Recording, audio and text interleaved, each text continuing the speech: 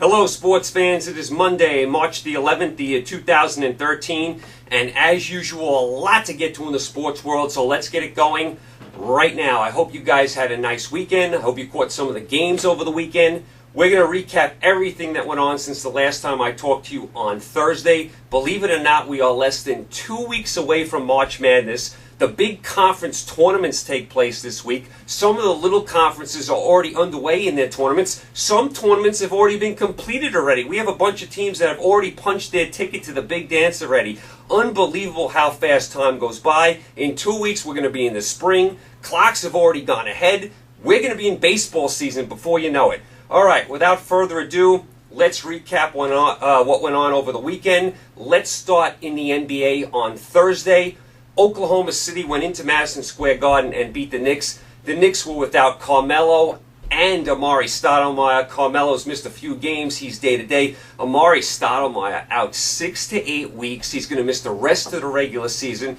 Amari Stoudemire always has injury problems. He had the potential to be a superstar in this league, but injuries have really destroyed him. He's still a good player, don't get me wrong, but he's not the superstar we thought he could be, and injuries have taken a big toll on him. He always seems to be hurt all the time. So that's a big loss for the Knicks. He's out 6 to 8 weeks. We'll see if he can get back for the playoffs. Denver at home on Thursday beat the Clippers. I keep telling you, Denver at home is a fabulous team. They're not so great on the road, but at home, they can beat anyone. They hustle. They're well coached. I like the team. Not a championship team, but a really fun team to watch. I mean, just an amazing, amazing home record. They can beat anyone at home.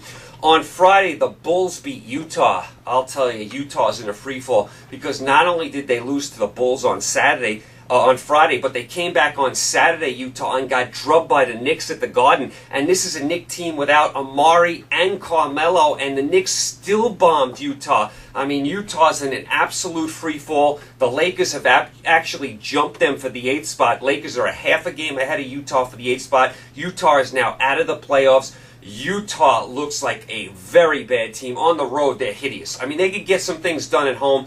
On the road, they are a hideous team, and they are an absolute free fall here. They can't win a game. I mean, they played a Knicks team without Carmelo and Amari Stoudemire, and they got blown out. I mean, what an embarrassing performance by Utah. I mean, their backcourt is atrocious. I don't like what I see at all from Utah. And like I said, the Lakers have already caught them. Utah are in big trouble on not making the playoffs. On Saturday, Brooklyn had a nice win at Atlanta. Yesterday on Sunday, Oklahoma City at home beat Boston. The Lakers at home beat Chicago. I'll tell you, Chicago really needs Derrick Rose back. We'll see if he can get back. He's been cleared to come back. He's not ready to. He's saying his hamstrings are bothering him. He's not quite ready to come back. The Bulls have taken this as far as they can go. They've, held down the fort without Rose for this long. You could see they really need him now. The Bulls are not playing good basketball at all. Lakers playing better. I mean, they beat Chicago yesterday. They beat Toronto on Friday when Kobe had the big three to send it into overtime. Kobe Bryant always hits a big shot, it seems. The Lakers are playing better, but the thing is, they're not beating any of the good teams. They're not beating any of the good teams on the road. The Lakers are going to sneak into the playoffs. I still think they're going to go out in the first round because they're going to have to play San Antonio, Oklahoma City, or the Clippers. They're not going to beat any of those teams, especially without home court. They are playing a little better, though, but they are beating bad to mediocre teams. They're not beating any of the elite teams, especially on the road. Also yesterday, how about the Miami Heat? The Miami Heat at home beat Indiana. If you remember last year in the playoffs, Indiana gave Miami all they can handle. Miami beats them yesterday. Miami's won 17 in a row. I mean, is there any doubt who the best team in the NBA is? Is there any doubt who the best player in the NBA is? I mean, you may not like the Heat. You may not like LeBron James. I understand all that. The Heat are the best team in the league. LeBron is the best player. Plus, you add Wade, Bosh, Ray Allen. They play defense. They play hard. When Miami brings their A game, they are the best team. Make no mistake about it. I mean, 17 in a row. What a tremendous job by the Miami Heat. LeBron James playing out of his mind again this year. You have to like what you see from the Heat. And here's the thing about the NBA compared to NFL or NHL. In the NBA, the best team usually wins. NHL, you can get upsets. You saw last year when the Kings were the 8th seed and they won the Cup. Look at this year in the NFL. Baltimore stumbled into the playoffs. They win the Super Bowl. I mean, you can get upsets in other sports, even in baseball. The wild card teams, have won a lot. In the NBA, the best team usually wins. Right now, that's the Miami Heat. All right, off to the NHL we go. Boston, the Boston Bruins, they beat Toronto and Philadelphia over the weekend, so nice weekend by the Bruins. The Rangers had a nice win over the Islanders at the Coliseum. Then they came home and lost to Ottawa. Then the Rangers went back on the road and beat Washington. Pittsburgh had a really nice weekend. They beat Philadelphia, Toronto, and the Islanders. So a really nice weekend by the Penguins. Malkin did go out the other day with an upper body injury. Doesn't look too serious. He should be back very soon. Islanders lost to the Rangers, beat Washington, then lost to Pittsburgh. Chicago, their winning streak finally comes to an end. Chicago actually lost 2 games over the weekend. They lost at Colorado. Remember, that was the second game of the home-and-home with Colorado. So they lost to the Avalanche. That ended their big winning streak. Then yesterday at home, they lost to Edmonton in a wild shootout, 6-5. Listen, the Blackhawks streak was amazing. You know it had to come to an end. They've lost 2 in a row here. So what now? We're going to kill them? I mean, come on. You knew it had to happen. You knew once they lost 1 game, they might start to lose a few. I mean, you knew they were due for a losing streak. They have a couple of injuries as well. Give them a break. I mean, they've lost 2 games in regulation, folks. Also, Carolina beat New Jersey. I'll tell you, New Jersey really needs Martin Brodeur back. They're not playing great hockey. Minnesota beat Vancouver. Minnesota's starting to play a little better. Anaheim continues to play good hockey. They beat St. Louis. Anaheim, to me, is the surprise of the NHL. I never thought Anaheim would be this good. That's kind of some of the stuff that went on over the weekend in the NHL. Over to your college basketball. On Thursday, Michigan State at home just pounded Wisconsin. Had a feeling this might happen. Michigan State had lost 3 in a row. They were home. I mean, and they absolutely laid the wood on Wisconsin. I mean, they buried Wisconsin. On Friday, not much was going on. On Saturday, Arizona at home beat Arizona State. Arizona State looks like they're going to go to the NIT. Marquette at the buzzer beat St. John's at the Garden. St. John's is definitely out of the NCAA tournament unless they win the Big East. At this point, they may not even make the NIT. They may make one of those other tournaments. They have like a few different tournaments now other than the NIT. They may make one of those tournaments. They're in danger of even making the NIT right now, St. John's. But they're definitely out of the NCAA unless they win the Big East tournament, which is not going to happen. Kentucky, huge win at home over Florida. Kentucky needed it. They're on the bubble. Huge win by Kentucky at home. In Florida, they continue to struggle on the road. Florida's better than this. I mean, you got to beat Kentucky without their big man. I know the game's in Lexington. I mean, I know it's in Rupp Arena. They don't have their big man in Kentucky. Go in there, Florida, and, wax Kentucky. I mean, Florida really struggling on the road, playing sloppy ball. Oklahoma State at home beat Kansas State. 2 surprise teams this year. Oklahoma State, a really nice team. Louisville at home beat Notre Dame. And Georgetown at home bombed Syracuse. What's going on with Syracuse? I mean, Georgetown absolutely stomped on them. I think Syracuse set a record, the least amount of points they've ever scored. I mean, it was ridiculous. Georgetown absolutely laid the wood on Syracuse. I mean, Syracuse, I thought they were a Final Four team about it, a month or 2 ago. They look terrible. They can't win a game, Syracuse. Very disappointing the way Syracuse is playing. Very disappointing. And Georgetown looks like a solid team. Baylor at home upset Kansas. A huge win by Baylor. They're another bubble team. They get a huge resume win by beating Kansas. And Duke went into North Carolina and stomped all over the Tar Heels. With Duke getting Kelly back, they are now a Final Four contender. They really missed Kelly. You could see when he went out of the lineup, they were not the same team. Since he's been back, they look like a different team, Duke. They really do. I mean, they just buried North Carolina in Chapel Hill. They looked really good the other night, Duke. On Sunday, Indiana beat Michigan by 1 in Ann Arbor. Very nice game. I hope you caught the end of this game.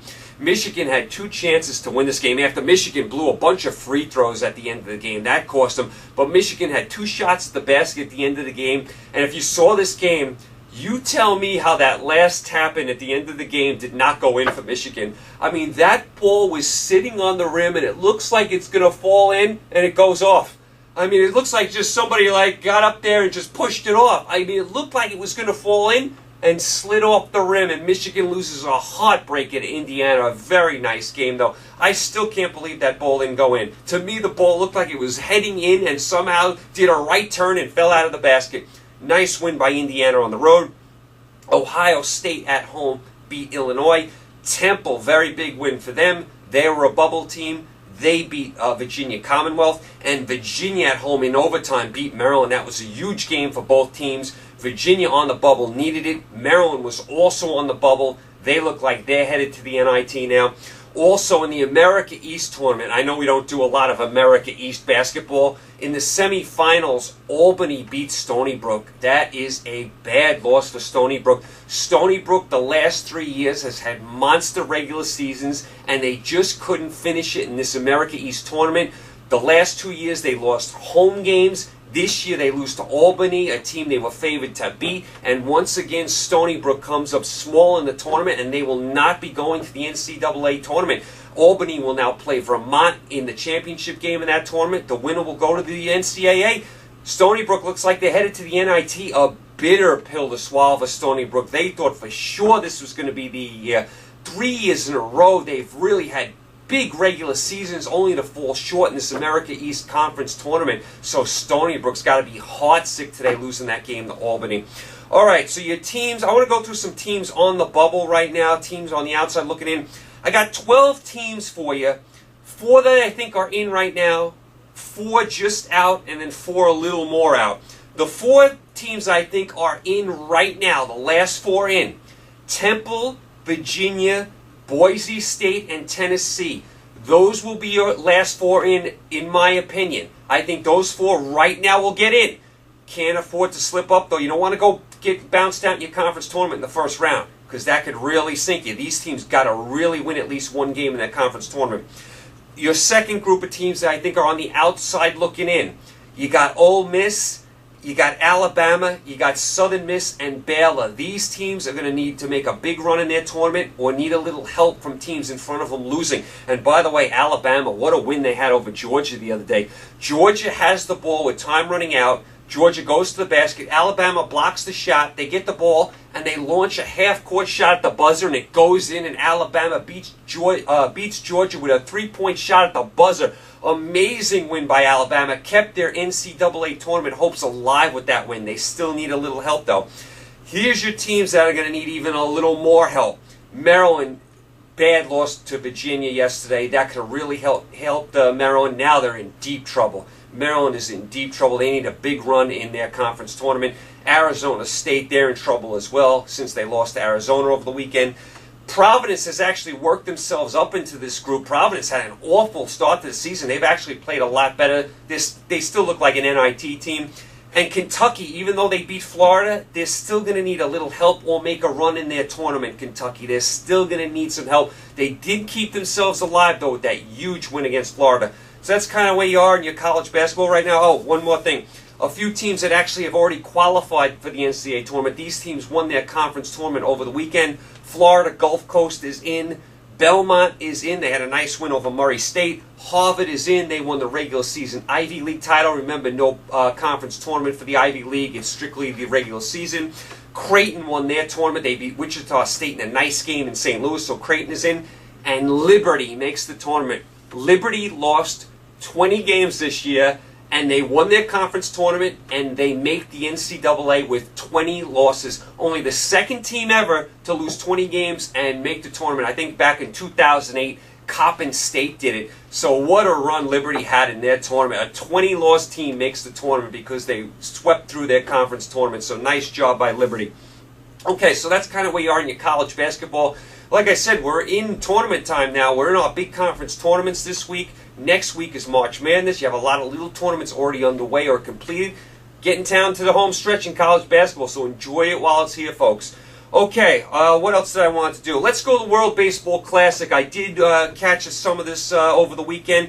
The USA team, they got off to a bad start on Friday. They lost to Mexico in a pro-Mexico house in Arizona. They were playing these first-round games in Arizona where the Diamondbacks play. Mexico had a huge home field advantage. They had about 45,000 for Mexico USA for that game, and it was pro-Mexico all the way. Mexico beat the United States on Friday. The United States was in big trouble at that point. They had to really rebound. They did. The United States beat Italy on Saturday. Then they beat Canada yesterday. The United States gets out of that group. They go 2-1. They advance to the next round. They play Tuesday in Miami against Puerto Rico.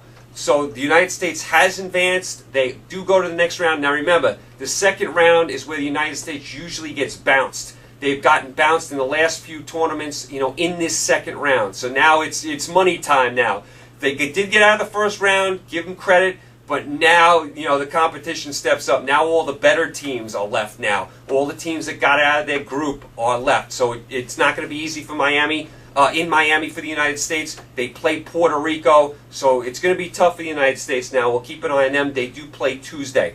Also, Canada and Mexico had a brawl in this World Baseball Classic. I mean, what's that all about? I mean, you have a brawl in this. I mean, this was totally on Mexico all the way. I mean, Canada laid down a bunt up, I think, 6 or 7 runs, and the Mexican third baseman took umbrage with it, and he told the pitcher to throw it to Canada guy. Here's the thing. The Baseball Classic is not like regular baseball. Remember, tiebreakers are run differential. So you're trying to score as many runs as you possible. You're trying to run up the score because if you're tied with another team, the tiebreaker is run differential. So the rules are completely different. The Mexican third baseman did not realize this. He tells the pitcher to throw at the Canada guy. The Mexican pitcher throws at him once, misses him, throws at him again, hits him in the back. Canada guy rushes the mound. There's a big melee. I mean, what a disgrace in this World Baseball Classic. And here's another thing. How is nobody suspended for that? I mean, the pitcher throws at him. The third baseman tells him to throw at him. The Canada guy rushes the mound. People are throwing punches, wrestling all over the field, and no one gets suspended. I mean, come on. I mean, what a joke. I mean, to me, this whole thing is an exhibition anyway. I mean, they're making this thing like it's, the Olympics or like the World Series. It's not as big as that. To me, it's an exhibition. We're in our spring training here in the United States. I mean, the best players aren't even playing. You have a few that are playing, but you don't have all the best players playing here. Make no mistake about it. This isn't the best lineup the USA could put out there, and that goes for other teams as well. You have a couple superstars sprinkled in, but this is not the best team all the teams could put on the field. A lot of guys aren't even playing. This is an exhibition, and you have a brawl here between Canada and Mexico. Mexican third baseman doesn't even know the rules, and then nobody gets suspended. I mean, what a complete joke. What a complete joke. So like I said, USA does a nice job. They get out of the group. They now play on Tuesday in Miami against Puerto Rico. We'll see if they can get those championship games, which we played out in San Francisco. This is where the USA usually stumbles. We'll see if they can get it done in Miami. I will keep an eye on it. Next time they play is Tuesday. Also over the weekend, I caught some boxing at the Barclays Center in Brooklyn. A nice crowd for the boxing, by the way. About 13,000 at the Barclays Center in Brooklyn, which looks like a gorgeous arena. Bernard Hopkins does it again, folks. Bernard Hopkins, near 50 years old, beats the undefeated Cloud, who's about 20 years younger than him. I mean, Hopkins continues to defy age. The man is almost 50 years old. He just beat a guy that's 20 years younger than him and that was undefeated. Hopkins put on a boxing exhibition. He controlled the fight. He definitely won it with ease. I mean, the Cloud looked befuddled. Hopkins has done this to so many fighters. Cloud looked befuddled. He looked confused. He didn't throw a lot of punches. Anyone that fights Hopkins seems to be off their game. Tremendous job by Bernard Hopkins. Not only fighting at 50, fighting on a high level. I mean, I'm not saying he's pound for pound the best fighter out there right now, Hopkins, but give the man his due. He is a craftsman. 50 years old. He's beaten guys that are undefeated 20 years younger than him. Tremendous win by Bernard Hopkins. We're going to see him again. On the undercard, I caught a prospect. Thurman on the undercard looks like a really good prospect. Keep an eye on him. Thurman, very nice prospect. He looks like he can really fight. Keep an eye on him. Over to some football news and notes. The Steelers cut James Harrison. He didn't want to take a pay cut. To me, I know the Steelers have gotten a lot of flack for this. I think it was the right move.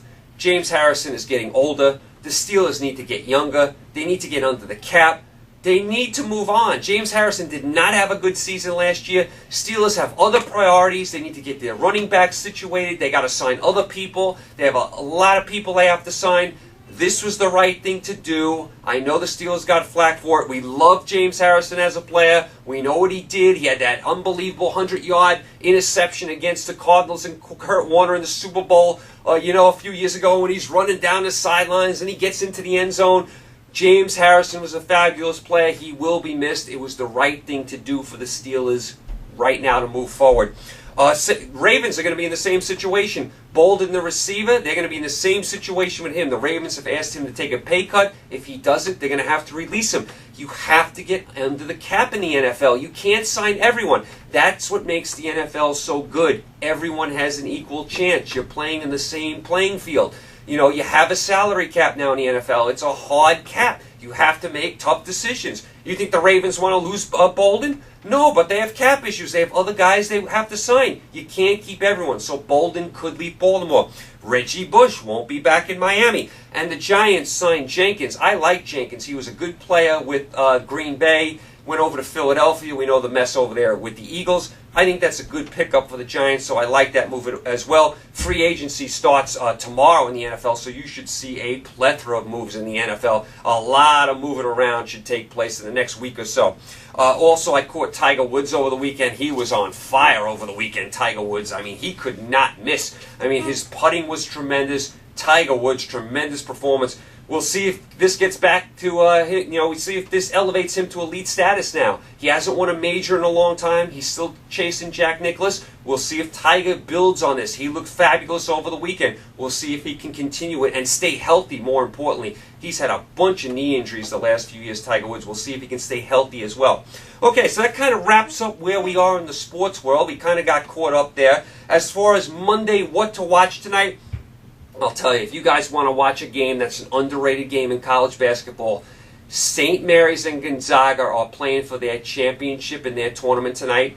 These two teams battle each other. They are arch rivals. Remember, St. Mary's after this year is going to go on probation. So this is St. Mary's last stand. They can go to the tournament this year. St. Mary's and Gonzaga are both in the tournament. Don't get me wrong. They're both going to March Madness.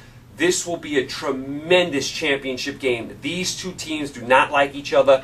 Check out Gonzaga St. Mary's tonight. You won't be disappointed. This is an underrated game.